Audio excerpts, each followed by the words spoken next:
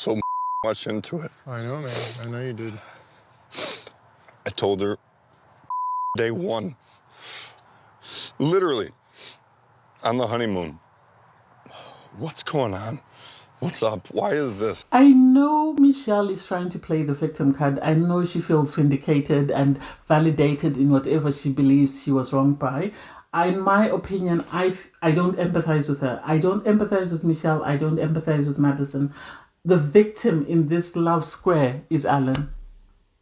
Alan is the victim because he did not need to go through all this. He's the only one who's devastated by the breakdown of his relationship. Everybody else is indifferent. They couldn't care less about what has happened.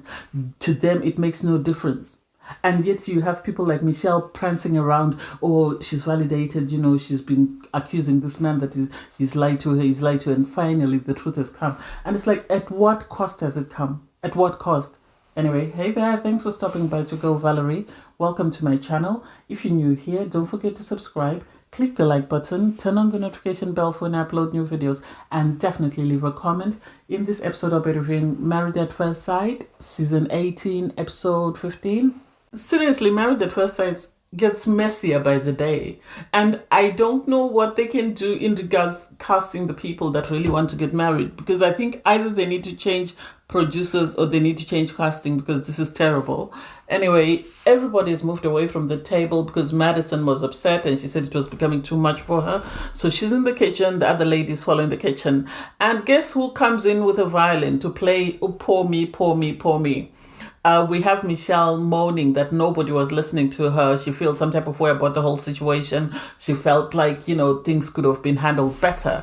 And she's trying to guilt everyone. And people are saying to her, Carla told her that, I wanted to hear both sides before I make a decision or before I offer anything, because at the end of the day, we don't have anything to offer you. All we're going to do is just ask questions, which is going to make things worse, in my opinion. So for her to sit there and say, well, nobody asked me any questions, it's like, come on, Michelle.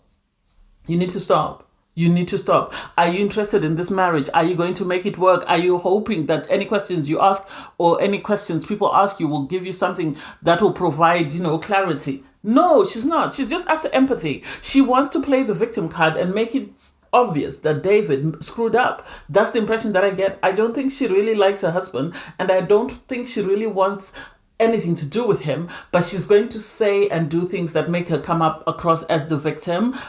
You have Alan and David, they're playing, what do you call it? Bin bag thingy. I don't know what they call it, that you throw bags into a hole. Anyway, and you have Alan saying to him, you did something that is wrong. We all know you were wrong for texting someone. And I, sadly, I'm your friend and I know what you've been through, but also I have to take into consideration that you did something that was wrong. So it's up to the two of you to sort of sort it out.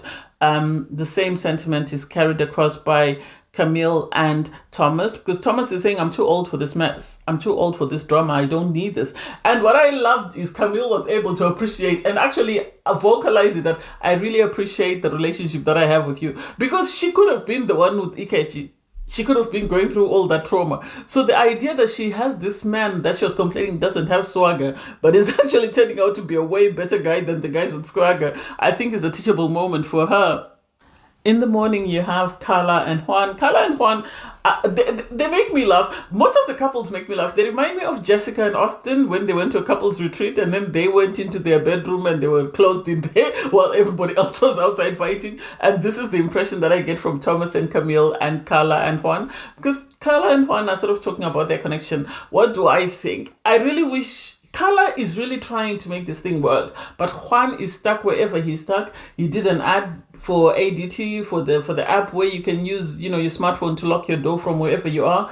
But still, I would have loved them to talk about their relationship. They talked about going for a pottery class. They're sort of working on their relationship. I expected more from Carla and Juan, because they're too pretty and they're too sort of, I don't understand what word I can use to be going through this mess. You have David sitting outside, and then Michelle comes outside, and so she's still bitter, she's still angry. David apologizes, and she won't accept his apology because she's saying, you lied to me before, so how do I know you're telling me the truth? Show me the text message. David has already said on the after party that she said she doesn't care. So she's doing this for the cameras. She's doing this for the gram. She's spoken to the producers and they've told her, you've been coming across bad. You need to play victim. Or that's the impression that I get. Whoever she's spoken to has told her that you need to play the victim card because there was no need for her to be dragging him. Oh, well, I need closure. He's told you everything he's told you. You told the girls that there was nothing else left. So why are you fighting with him and going on and on about, I need clarity, I need questions answered, I need you to make sure that you disperse my suspicions? That's not his business. It's up to you. Do you like this man enough to make this thing work, or are you done with this man and you want to keep it stepping? Which is it? I didn't get it and I didn't understand her vim for her to storm off. This does not give her a pass. Yes, he cheated, but still she treated him like crap from day one. So hers is way more than what he has done, in my opinion. So she's still the villain. He's still the victim, as far as I'm concerned. Because she didn't get what she wanted from David, she then goes inside and she starts moaning to Camille and and I don't know how poor Camilla has ended up there, where she's in this place where she's being vented to. And it's like, leave Camilla alone. Camilla is in her relationship. Things are going great for her. Allow her to enjoy her peace. She doesn't need to be part of this. She brings up the fact that she's still suspecting Madison. Oh, I think it's Madison. I think it's Madison. I think she already knew it was Madison, or somebody told her it was Madison who David was texting before she even started all this mess. And I think she's just doing this so that she can come across as the victim. I love the fact that, the other girls were not throwing in a lot of information or contributing anything. They were just listening and just nodding their heads and oh, that's given me something to think about. That is what I love. When someone is going through their crap, if you're not close friends with them and if you don't know that much, keep your opinion to yourself, especially when it comes to couples, because when they make up, you end up being the villain. So you have Madison and Alan. They go karting. It really was a cute date. It really was a cute date. What I don't get is every single date that they've had on the show, it's been something to do with physical activity. It hasn't been anything to do with her just wanting to spend time with him in a romantic sense. It's always been something, be it playing a sport, now they're doing go-karting, and it's like, does she not like him that much that she doesn't want to be in close quarters with him? Or is she trying to avoid doing something that she won't be able to explain to somebody else? Make it make sense. They sit down for a conversation and you have Alan sort of asking Madison, so we're drawing closer to the decision day, and my thing is, I know we still don't have the spark, and so I'm wondering whether we should just go balls to the wall and just take a risk.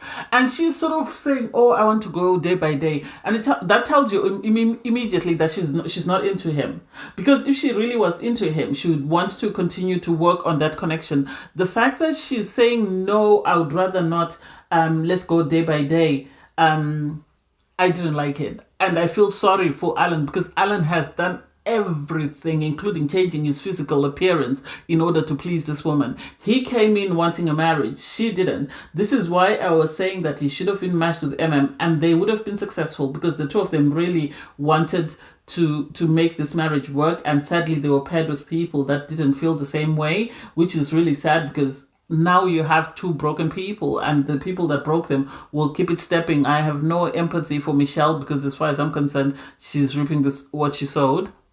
You have Juan and Carla. They go on a date. It was sort of like, I don't know what that movie is. Is it Ghost or something, where they were doing pottery stuff? So they were making stuff from clay.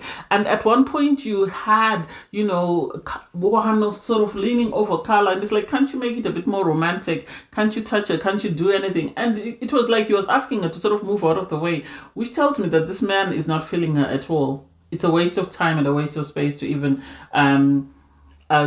continue trying to explore a connection, because this man is not interested, and he's shown he's not interested. She has tried everything she could to try and make it work, and for reasons best known to her, he doesn't seem to be interested in exploring that.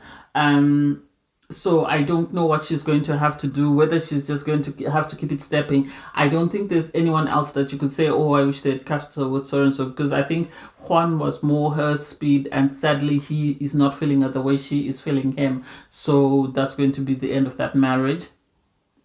They show us a clip of David and Madison sort of making drinks in the kitchen, and they're taking a shot, and it's very aux galore, and it makes you start to side-eye them, given the allegations that are being made by Michelle that, oh, is there something going on here that we're not aware of? And so I know from the promo it seems like there is, but the producers are messy for showing that, so I can't wait to see what happens in the aftermath, if they are dating or if they were doing something when their partners find out. You have Camille and Thomas. They are they sit in the jacuzzi and they're talking about their connection and sort of trying to see where they are and what the way forward is, because they really like the person they're matched with. And I think coming to the couples retreat showed them that they were in the best position because they could have been matched with worse. So they're happy that they're with the person they're with. And so they're going to continue on that.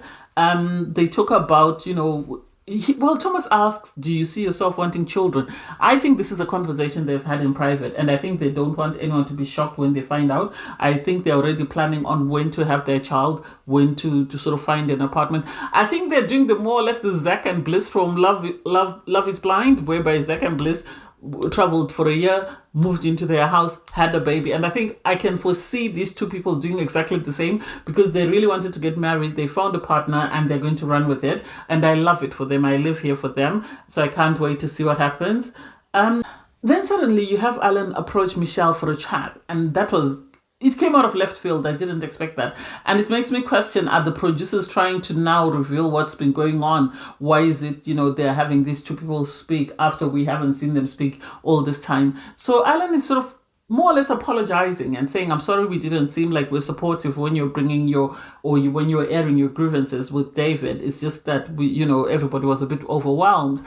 And so she is saying, well, I feel some type of way. It's either I stay and I work with him, or I just get over it and I go. And it's like, this is what you said to the girls. Why are you pretending? Are the producers telling you that you need to continue to pretend as though you're committed to this man when you know for a fact you've already checked out? She sort of implied something about Madison, and it's like, I don't like that, because that is becoming messy, because you're messing with Alan's feelings.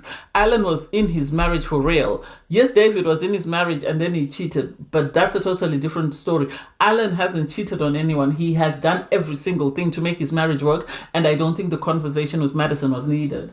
So the couple sit down and they play a game, obviously, amongst themselves, whereby they're sort of asking questions, and they've come up with questions, and the hosts are Camille and MM.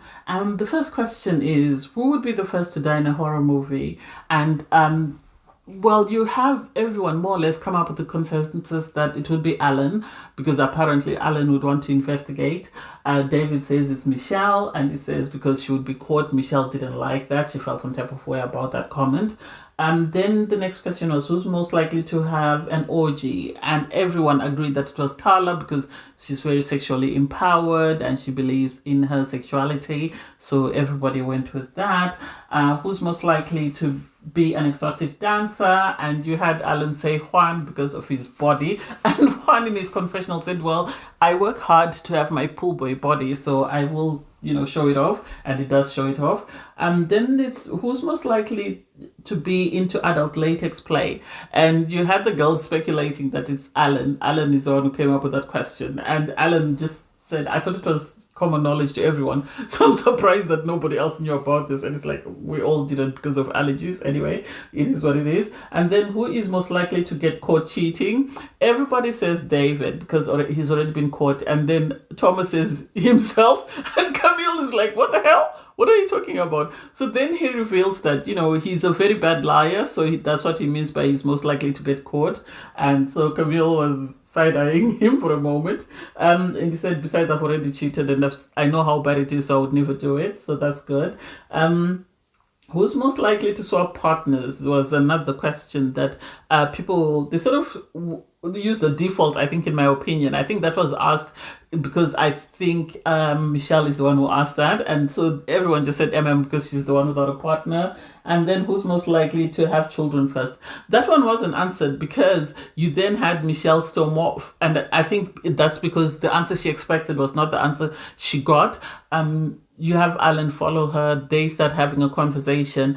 And so she's sort of trying to hint to Alan that she thinks David and Madison have something going until eventually it comes out. And you can see that Alan is furious. And it's like, you are playing games with other people's emotions. You came into this marriage, you didn't like the man you were set up with, so you dragged him through the mud, and you thought he would continue to be at your feet begging and pleading for you to take him. When you realized that actually he was seeing other people, you then got into the stance whereby you want to know who's the other person who's taken away the attention that you're getting from someone you didn't like. And now that you found out that yes, there is definitely someone, I don't think she should have said that to Alan, because at the end of the day, Alan is the victim in amongst these four people. Let's be for real. Madison played with him. David had an affair with his wife, and then Michelle didn't want her husband and has decided to use her anger to get somebody else on board. That way the two of them can be angry at these two people. It's not that she's upset at the fact that, oh, I'm heartbroken, this man cheated. No, she just wants to cause him pain because she didn't like him and she expected him to beg her until after week 8.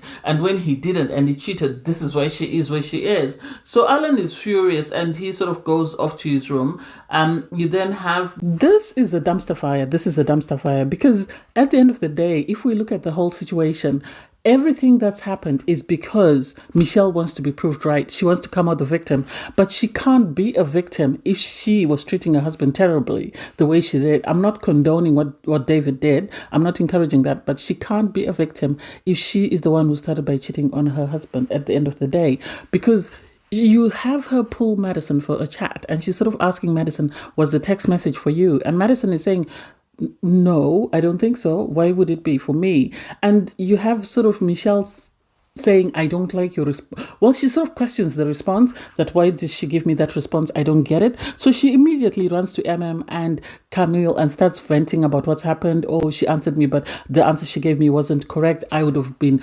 saying no profusely, but I wasn't convinced. It seemed like, she wasn't really bothered by it. And it's like, in this thing, the impression that I get is Michelle is on a sort of sympathy tour. She wants everybody to empathize with her. She wants everybody to be on her side. I love the fact that the girls are sort of clocking her. Michelle, and Camille have clocked her. They are giving responses, but just enough. They're not involving themselves in the mess. They're not saying, okay, let's go and confront Madison. No, they're leaving it to them to sort of discuss it amongst themselves.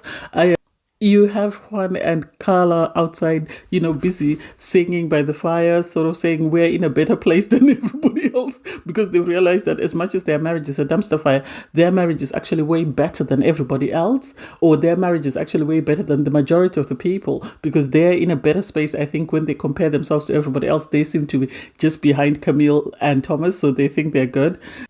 You have Michelle go and knock on David's door. She pulls David for a chat. She wants to know what was the message for Madison. And David says no. And it's like, what do you think, Sherlock Holmes? Do you think he's going to answer you and say yes? He's not going to say yes. He's never going to agree to that. And so she's interrogating him and he's very standoffish and he's more or less dismissive and says, I'm not going to do that. And I think this was all choreographed by the producers, because after she spoke to David, you had Madison come down and then Madison said, if you want, I can show you my phone, because there was this question of, were you texting each other on social media and stuff? And Madison brought her phone, showed the social media and said, there's no communication between the two of us.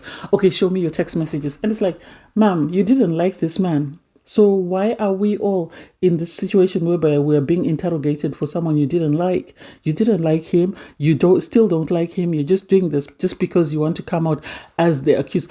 The impression that I get, is that Michelle is now dealing with her childhood trauma of her parents, one of her parents cheating, or the breakdown of their marriage on these people. And she's now taking out whatever vim she has. It's not because she loves David. It's not because she feels aggrieved. Because if she was someone with empathy, compassion, and understanding, she would empathize with Alan, because Alan is the victim of this whole situation. Alan is in the middle of this triangle, and he's been manipulated by these people that know exactly what they're doing. I love the fact that Juan walked past Michelle, just said hello and kept it stepping. You had a producer run to speak to Madison and sort of say to Madison, what's going on? And then it sort of came out that Madison, there was something going on with David, because Madison said, I don't know what to do. And it's like, what do you mean you don't know what to do? What is it? I have a feeling off camera, they had conversations with David and they had conversations with Madison.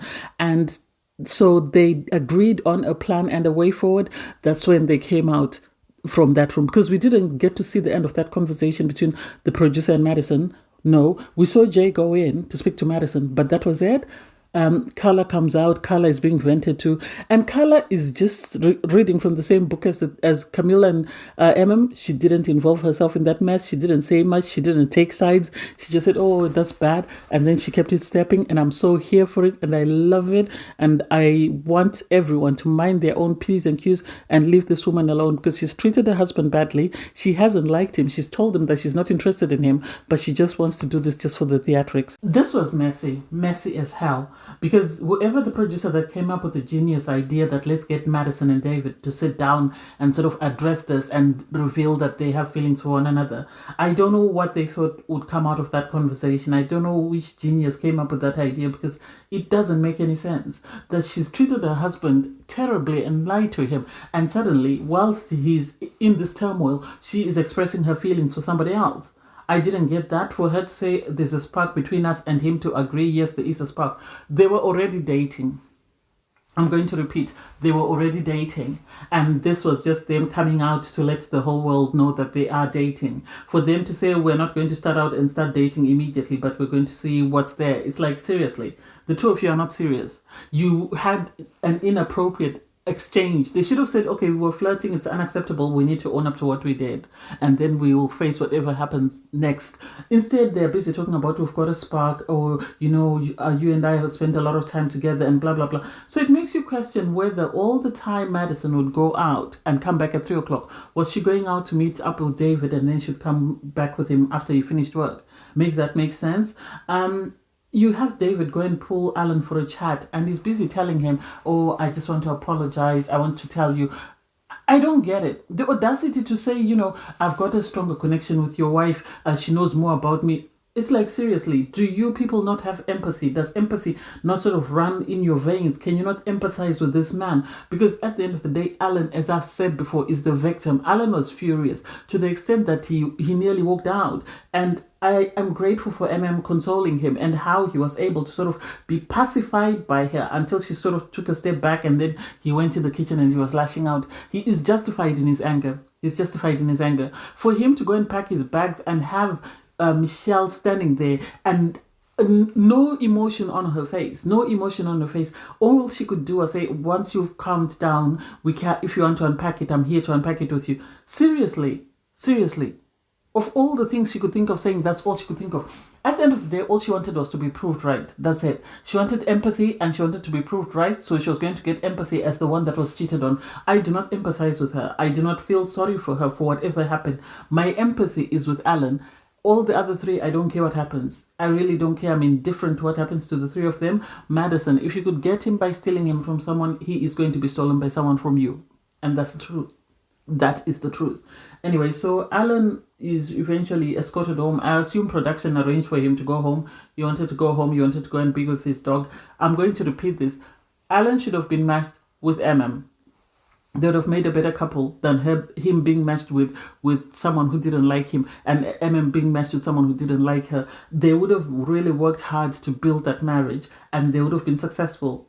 That's just the impression that I get. They would have been a successful couple. And I'm sad that they weren't matched, that the producers chose to sort of focus on other people that were there for the theatrics. I'm happy that he had people supporting him, people like Thomas, who was consoling him. He had people like Juan consoling him. David did a good thing by staying outside. I think production kept him outside. For David, at one point, when he said, oh, don't say F her. And it's like, seriously, this is not the time or the place for you to declare your love or affection for someone. Please take several seats somewhere. We're not here for that, and we don't want to hear it.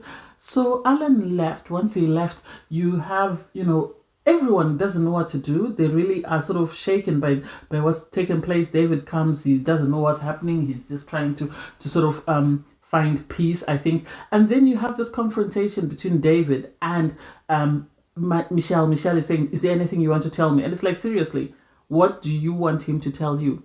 Please tell us so that we tell him and he details it to you, because you are indifferent to the situation. You love playing victim, that's it, but you're indifferent to the situation. You don't even care that this is what happened. For her to go from that to suddenly going to confront, Madison didn't make sense. it really didn't make sense, and I don't get it, and I don't understand why she felt it was a good idea. Apparently the episode ended there, so I can't wait to see what happens in next week's episode. Anyway, thanks guys for watching. Please don't forget to like, share, comment and subscribe, and click the link in my video to watch my review from episode 14. Bye guys.